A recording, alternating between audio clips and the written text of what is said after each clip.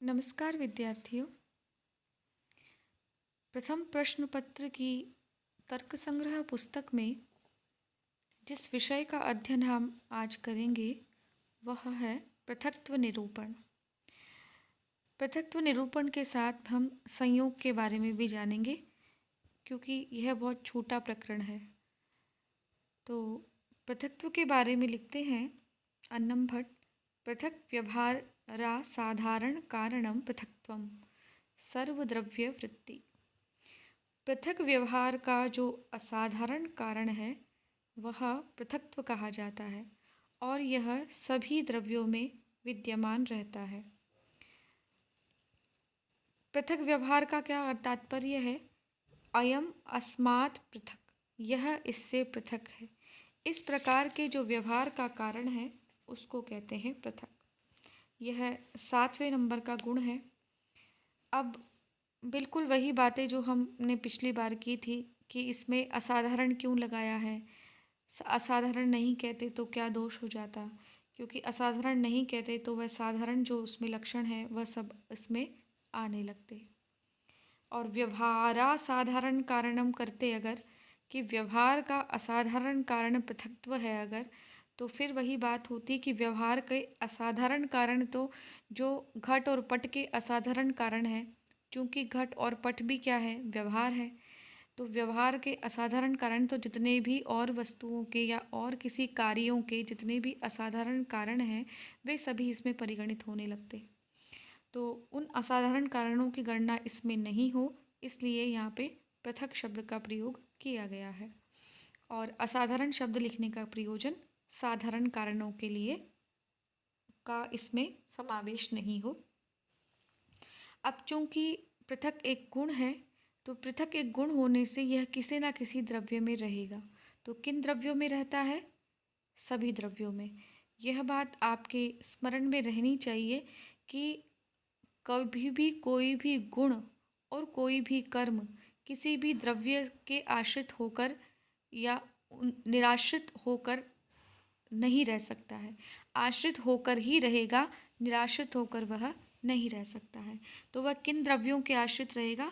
तो पृथक के बारे में कहा कि वह सभी द्रव्यों के आश्रित है।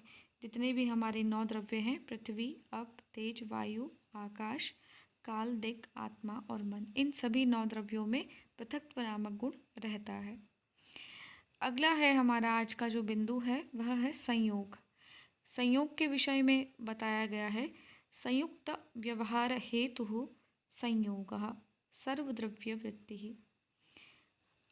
आप अपने विषय को सुदृढ़ करने के लिए यह भी ध्यान रख सकते हैं कि अब तक हमने जो 8 गुण पढ़ लिए हैं, इन 8 गुणों में कौन कौन से गुण किस किस में रहते हैं।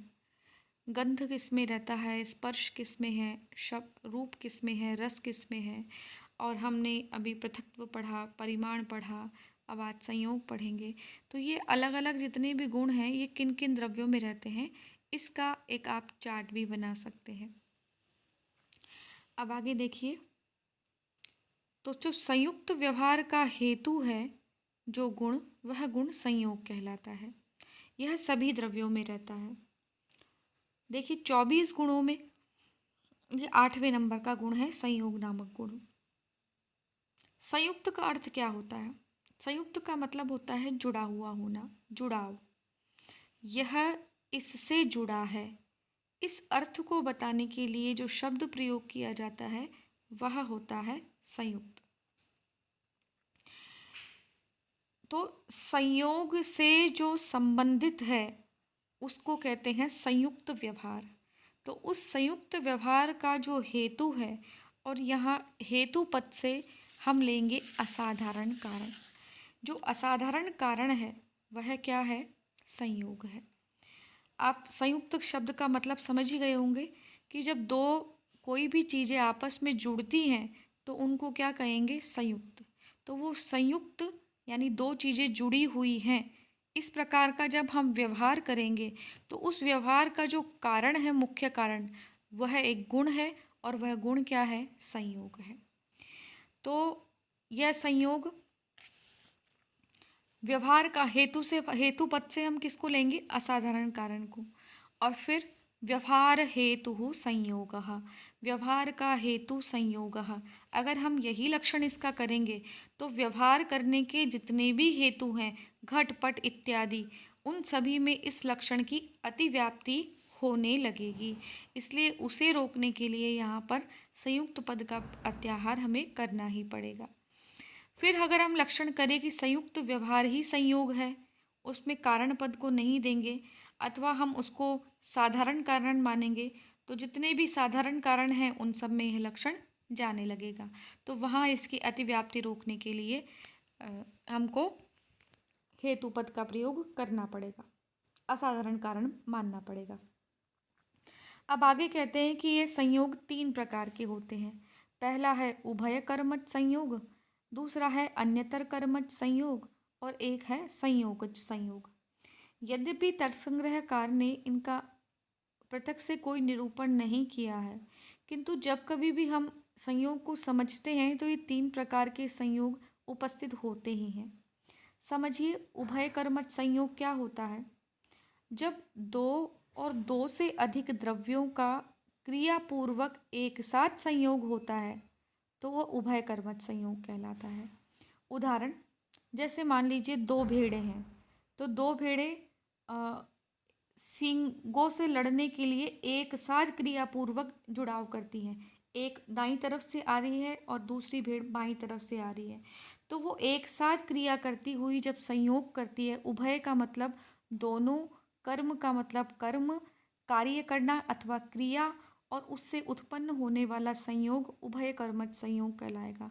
यानी किसी 2 व्यक्तियों के द्वारा की जाने वाली क्रियाओं से होने वाले संयोग को उभय कर्मज संयोग कहते हैं। तो 2 भेड़ों का आपस में सींग का लड़ाना उभय कर्मज संयोग होगा। दूसरा है अन्यतर कर्मज संयोग, जो एक द्रव्य की क्रिया से उत्पन्न होती है। जैसे रखी हुई कोई पुस्तक में हमारा हाथ चलने से चलने से मतलब हाथ हम चलाने की जब क्रिया करेंगे तो उस पुस्तक को हमारा हाथ पकड़ता है। यानी किसी दूसरे व्यक्ति के या दूसरे द्रव्य के क्रिया करने से होने वाला संयोग। कोई चीज़ पहले से रखी हुई है, दूसरी वस्तु में क्रिया हो रही है, तो वह अन्यथा संयोग है। देखिए, पहला वाला जो उभय कर्मज संयोग है उसमें दोनों ही एक साथ क्रिया करेंगे। अन्यतर कर्मज संयोग में एक वस्तु स्थिर है और दूसरी वस्तु या दूसरा जो द्रव्य है उसमें क्रिया उत्पन्न हो रही है। जैसे पुस्तक स्थिर है और हाथ चलन क्रिया के द्वारा पुस्तक को पकड़ता है, तो वहाँ क्या होगा, अन्यतर कर्मज संयोग। एक द्रव्य स्थिर है और दूसरा द्रव्य गतिशील है अथवा उसमें क्रिया है। तीसरा जो संयोग होता है वह कहलाता है संयोगज संयोग, यानी संयोग से उत्पन्न होने वाला संयोग। आपके हाथ में, जब आप ये वीडियो देख रहे होंगे तो आपके हाथ में मोबाइल है, तो आपके मोबाइल का जो संयोग है वो किससे है, आपके हाथ से है, और हाथ का संयोग किससे है, आपके शरीर से है। तो इस प्रकार एक संयोग के कारण, यानी हाथ और आपके मोबाइल के संयोग के कारण आपका संयोग किससे हो रहा है, शरीर से भी हो रहा है। तो एक संयोग से दूसरे प्रकार का संयोग उत्पन्न हो रहा है, तो इसे ही कहते हैं संयोगज संयोग। तो ये 3 प्रकार के संयोग हैं जिनके बारे में हमने जाना अभी। तो आज के वीडियो में हम पृथक्त्व और संयोग, इन 2 ही विषयों के बारे में निरूपण करेंगे और अगले वीडियो में हम विभाग के बारे में चर्चा करेंगे। धन्यवाद।